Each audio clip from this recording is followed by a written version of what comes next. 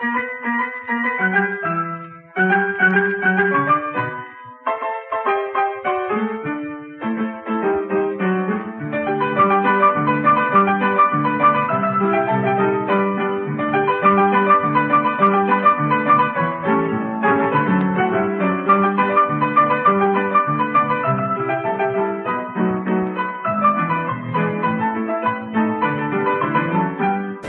welcome back, everybody, to another edition of Historical Geocaching with Geocacher T and Photoboy from Chattanooga, Tennessee, currently visiting this Greenfield Village, an outdoor history museum in Dearborn, Michigan. And we have now had lunch, and we're going to see a little bit more Greenfield Village. Going to try and ride the train, and also see Harvey Firestone's home. There's a farm there. Also the Liberty section of Greenfield Village. So here we go, having some more fun.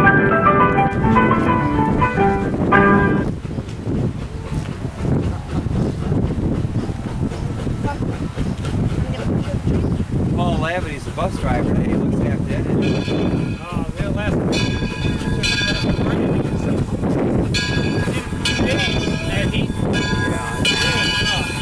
Could be bad.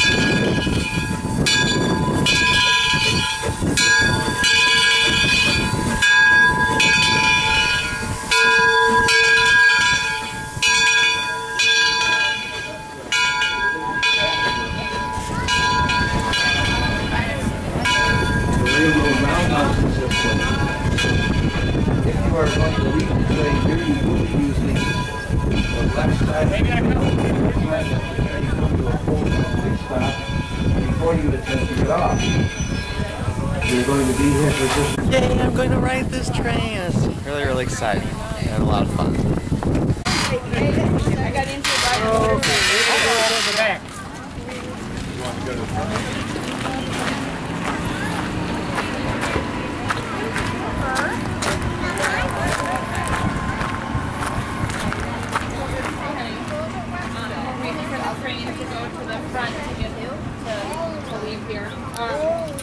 But I'm wondering, could you get swim shorts for Jordan? Okay, we are now on the train. The Edison locomotive is pulling us, and we will shortly depart as we traverse the approximately 8-minute trip to the Firestone station and the front of the village. Hey, it's going to be a lot of fun.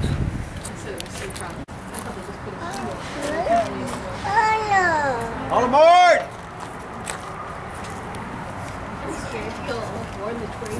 Oh! Oh!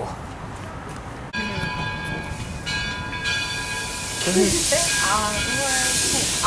said, I wonder what he's putting that in front of me for. Well, good afternoon, everyone. Welcome aboard the Weiser Railroad. For your safety, please remain seated while we're in motion. Remember, keep your arms and legs inside the cars at all time. George, see you later. Okay, next trip.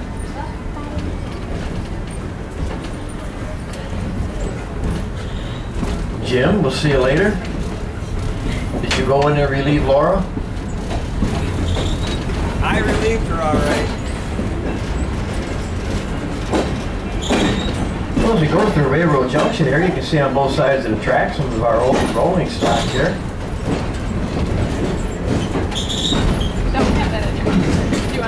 The water tower was built down in Detroit back in 1890 and belonged to the Michigan Central Railroad. The roundhouse built back in 1884 in Marshall, Michigan, and rebuilt here in the year 2000. This is where we repair and maintain our steam locomotives and all of our rolling stock.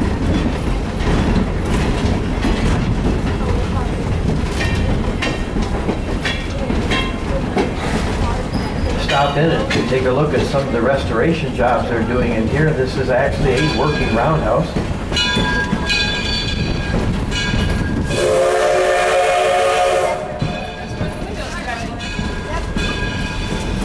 See the windows, Alessandro? That's awesome. It doesn't look that hot.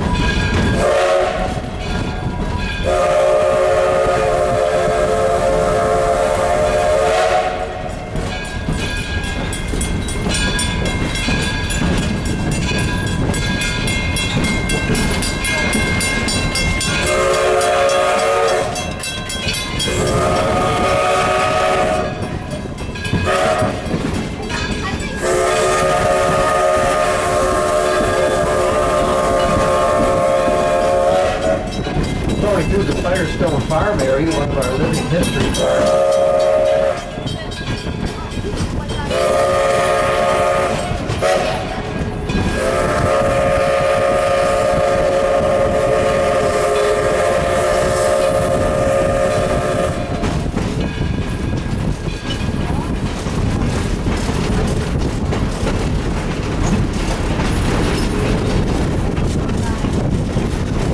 Well, the train has made a trip around the village. We're coming back into Firestone platform. Here in Firestone, it's just a short walk back to the Firestone farm or to the Ford birthplace at the Ford farm. Liberty Craft Works. If you are going to leave the train here, we'll be using the right side of the train only. Let the train come to a full and complete stop before you attempt to get off. Hey, Ralphie boy. It is now safe to leave on the right-hand side. Appreciate that. No problem. So nice to have you. Okay, well that was a shorter than I thought, but still very fun train ride. Wanted to show you what it was like. The full loop is about half hour, but I don't have time right now to do the whole half-hour loop, but still I did want to show you what riding the train is like, even if it is just a little glimpse. Still a lot of fun. Oh, that's right, you just got in. So, now, I thought I'd show you the engine. I think we might go over to the Firestone farm area.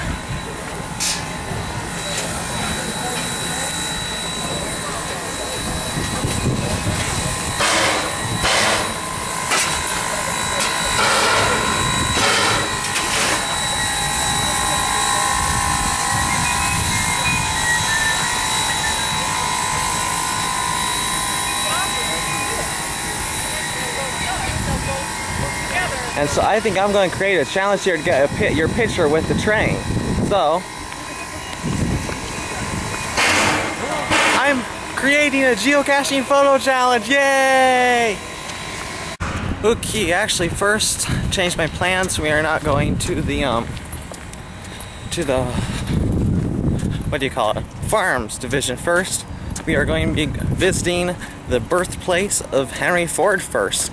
When we first came into the village, we came along this way and did the Model T ride, but now I'd like to show you what his house actually looks like. Here's a sign to the entrance of the Henry Ford's Model T district of Greenfield Village that talks about him and the Model T. And here's a sign, here's a saying from him. It says, whether you think you can or whether you think you can't, you're right. And I definitely think that is right. It's really not the hardness of a job. It's really, a lot of it is your mental attitude. That can play a huge part about if you get something done or not. And so anyway, let me show you a background. You probably already saw it, but this is the Henry Ford home, birthplace. Let's see what we can learn.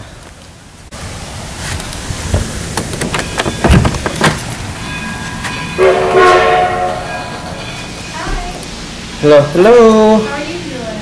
Very good.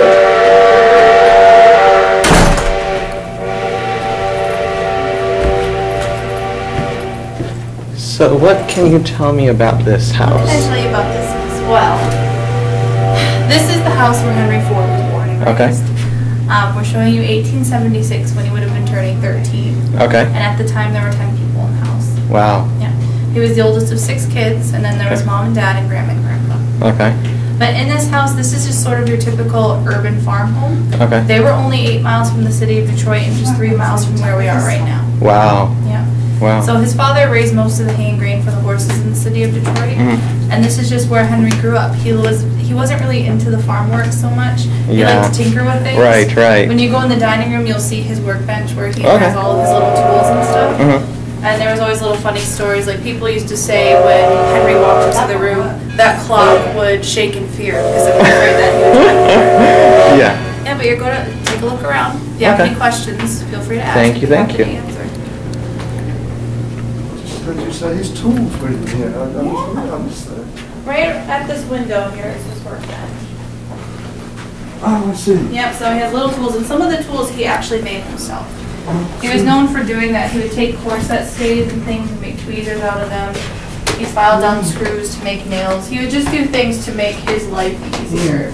So I say he was a smart man in that respect. Well, he certainly proved that over the rest of his life, didn't he? Oh, yeah.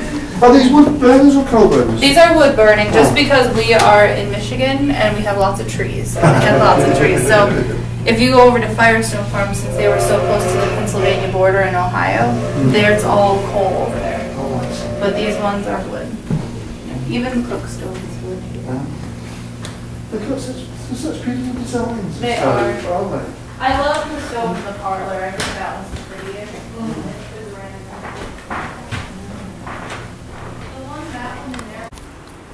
Okay, that was super cool.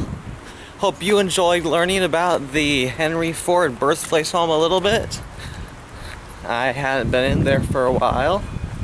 Just interesting to see these different historical locations, or these buildings that actually, the real ones or very close replicas, and just learning history. So you know I love history, and so this is just wonderful. Okay, that's the Henry Ford home birthplace. Here is a windmill. It says that, sorry for the shakiness, my hand's tremoring. It says William Smith and Company manufactures Kalamazoo, Michigan. And this is another place that I've never been to before, but well, not for a long time, at least. Because I believe this building up here is where Henry Ford actually went to school. So I don't know if we can go in there or not. It looks like the gate's closed, but we can at least read the sign. Miller School. Henry Ford spent hours in school dreaming up new experiments, such as a water wheel and a steam turbine, but sometimes the experiments didn't go as well as planned, such as flooding a neighbor's yard and setting fire to a fence. Henry Ford went to a rural schoolhouse just like this one, back in the days of deuce caps, paddles, and wood stoves. At 9 years old, Henry Ford started at this school located more than 2 miles away from his home. Students wrote their lessons while they listened to their teacher, John Chapman. Children ages 6 to 16 attended schools like this one throughout rural America in the 1800s, and it's built in 1943 in Greenfield Village, and it's a replica of the original building. So this is a replica of the building that Henry Ford himself went to school in. Is that neat or what? And here is a replica of one of the Ford Motor Company buildings, assembly plants or something like that. It is 1/4 size of the original. Let's see. It's modeled after Henry Ford's first factory, and they started building vehicles here in 1903 and moved to one larger factory in Detroit. That was actually where the Model T was created. And this replica, 1/4 size replica, was actually built in 1945 here at Greenfield Village.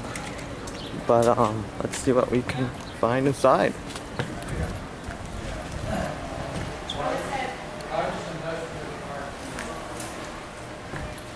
And look here, I believe we have the 15th million Model T Ford created. The price, $850 to $360 too. You might say, arguably say, that he created the large middle class by doing that. Because now his workers could buy the car. Yeah. Go out and put a down payment at home. And all the other employers, well, if they wanted to keep their good employees or losing to Mr. Ford, they had to raise their wages, right? You might call that a stimulus package. Without the government, is that how it works? Well, anyway. Yeah. And he started building them all around the world. And like I said, he put the world on wheels. Not only the cheapest in the car, but it was very dependable on all the roads. Canadian steel, you know, quite as strong as any steel. Forged back then and a lot lighter. But you had a question, I just wondered how the Firestone and the Fords are related.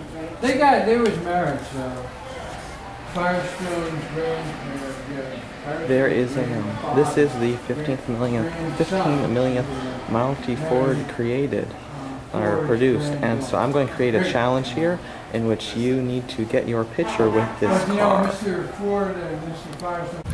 Okay, well that was really fun visiting the Ford area of Greenfield Village. Actually one more thing. Actually two more things. One thing I want to tell you that is that I just created another challenge, and you can complete it anywhere around the village, and it's to get your picture with a costumed worker here. You know, like they do different plays, and if you're here, I don't know if I've shown you on video, but there are a lot of people, workers here in period costume, doing different like plays and things like that. Really friendly people. I stopped one, asked if you would mind being in a picture with me, and of course they don't mind that at all. And so I got a picture of me and him together. So I'm going to create a challenge to get a picture of you in a costume worker anywhere around the village. This is a model replica of Ford's back shop where he, or something like that, where he created his very first quadricycle or something like that. Moved into the other half of the home. Henry Ford and his wife Clara had only been married a few years. Which is really neat. And he actually, when he finished his quadricycle, the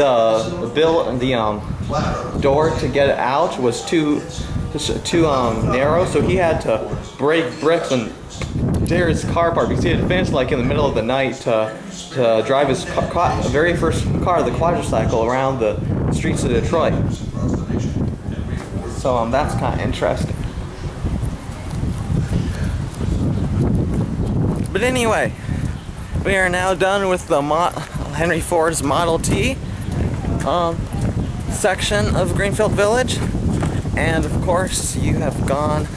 I have filmed a Model T ride in my very first video, the very first part of my very first Greenfield Village video, so be sure to check that out on YouTube.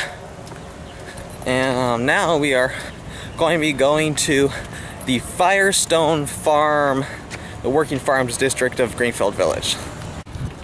Okay, we are starting it, getting very close to the Working Farms District of Greenfield Village. I thought you might like to see this sign, a sign welcoming us to Working Farms District. It says, Working Farms.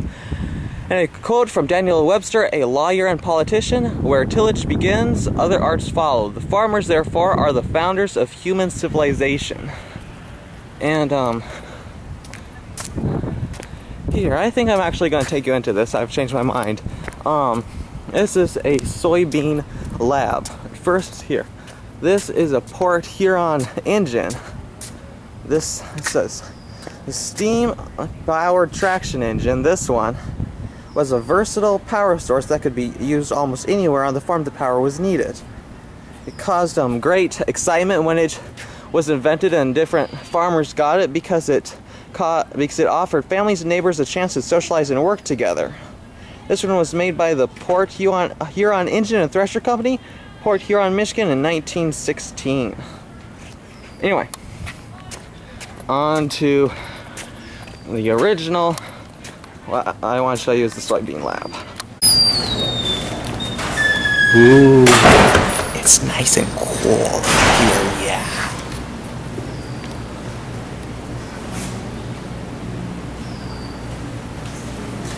Just look at all this. I honestly have no clue what all this is or means, but it is a soybean lab, so I know it has to do something with soybeans.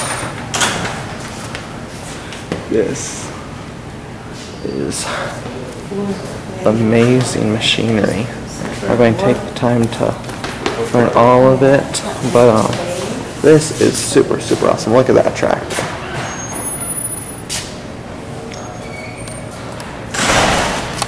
And now on to the Firestone Farm. Firestone Farm. Just as it was in the 1880s, the Firestone Farm is a family farm where people do seasonal chores and daily activities. Benjamin and Catherine Firestone raised their 3 children at this farm, including tire maker Harvey Firestone. In 1882, they renovated this old-fashioned house to make it feel more modern. Benjamin Firestone made most of his money from the wool of wrinkly merino sheep. This farmhouse was built 1828 near Columbiana, Ohio, and the fields were recreated from the original 1880s Firestone farm.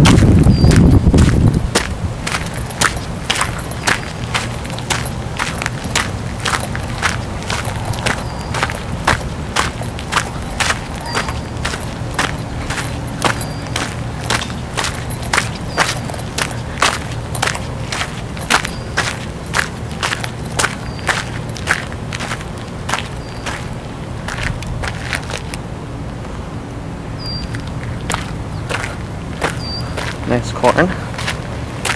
Coming up here, you'll see one of those costume workers I'm talking about. On the right, I think.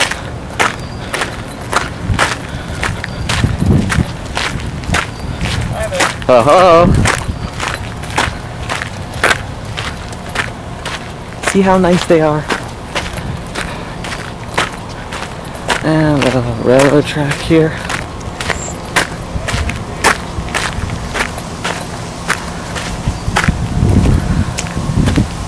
Here we are getting much closer to the Firestone farmhouse.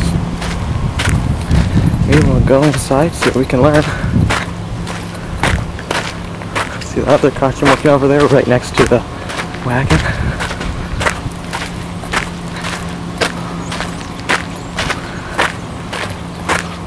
Really cool stuff.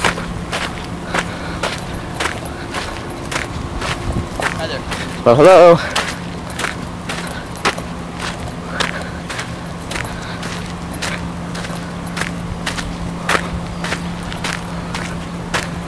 This was where the tire maker, Harvey Firestone, grew up, which I think is kind of cool. Let's see where we can go inside and learn.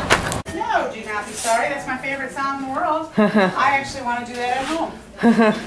I keep on saying to my husband, I want one of these doors.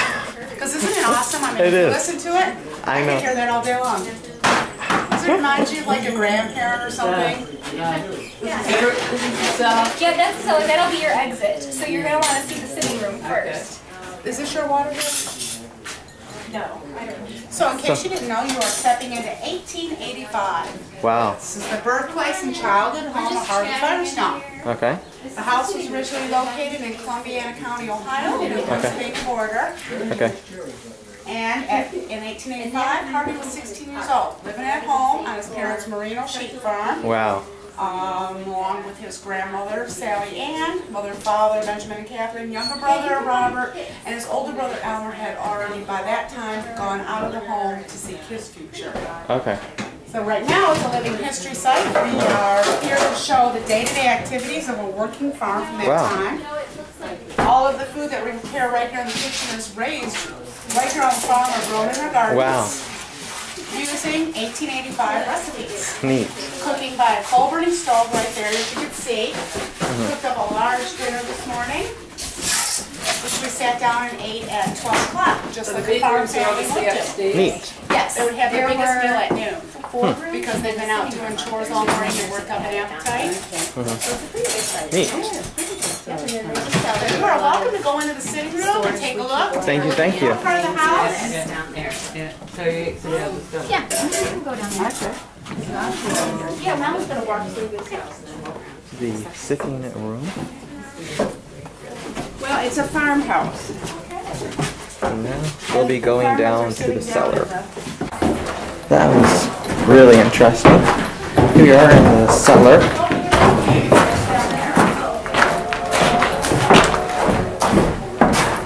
Let's see.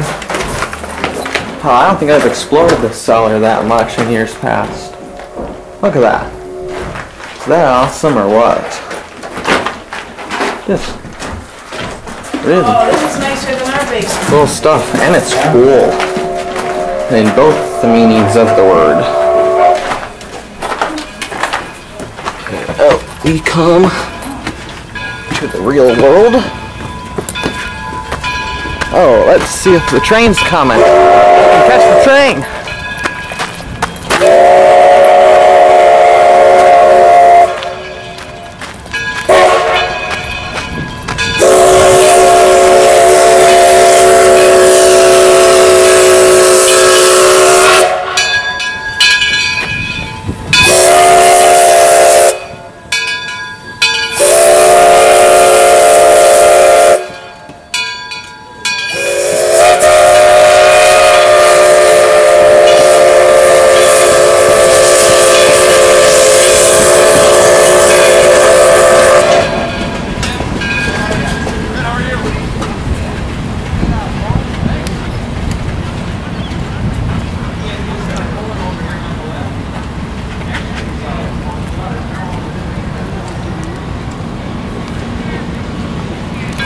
Awesomeness. Okay, folks, we are now headed. This house we just exited. We're gonna go up to the barn. See what we can see, like the bear that went over the mountain. We went over to the barn. We went over to the barn to see what we could see. I think first we'll go up on the upper level and then the lower level.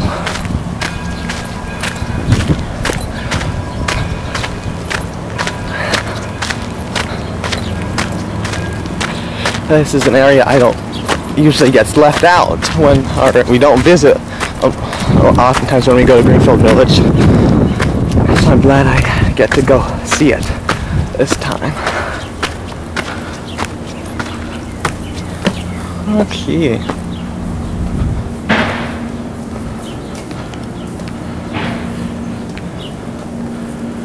Looks like a classic bar. Look at all those birds. I don't know if you can see them. The hay.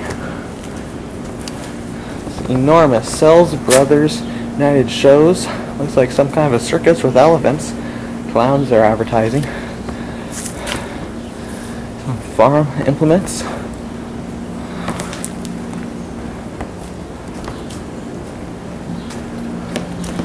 Really neat stuff. Okay, on to the bottom of the farm.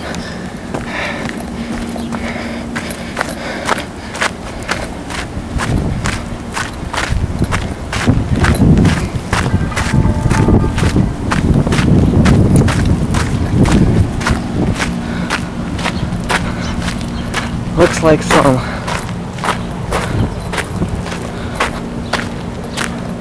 wagons there.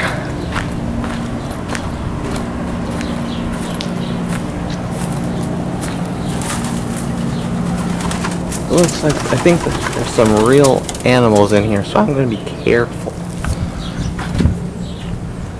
See? Sheep in here. Particularly nervous. I seem to remember from last year there's some cows. Big male cows. For your protection, please do not feed or pet the animals. Don't worry. I will definitely take you up on that advice and definitely follow that. Right now I just see sheep. I don't know for sure, but I suspect they are the merino sheep. Bah. I hope you don't. I wonder if the cows count. Sorry, not the cows. I wonder if the sheep count sheep to get to sleep. I know, that's a bad joke. I think this is where the cows are, so I'm going to be careful. Ooh, a big male ram, I think it is. Nothing over there. I'm going to leave him alone.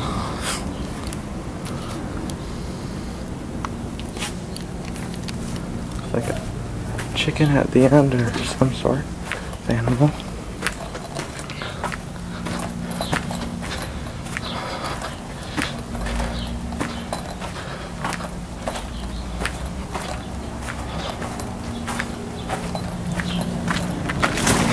Ooh, don't worry, I won't pet you, I won't touch you, I won't feed you. And here, look at those pretty horses. Very pretty horses. Heard here, you know, you've probably seen the horses. They go, they pull the carriages and play the things around here. I like how they work. They work for 2 weeks and then they get retirement, play in the fields for 2 weeks. Can I have that kind of a schedule? I can go to school and work for 2 weeks, and then I can have a play for 2 weeks, which would probably be going to historical locations, filming them, and doing some geocaching. Ha ha ha. But anyway, this is going to be the end of this video. Got to ride the train, and also got to visit the Henry Ford's farm, as well as the Firestone farm here. Got to learn a lot of history. I hope you enjoyed it. I know I certainly did. And so, please be sure to check out my blog at www.historicalgeocaching.blogspot.com for details on this video, as well as others, as well as just about anything that's history or geocaching related. So this is Geocacher TN Photobook signing out. I'm having a blast.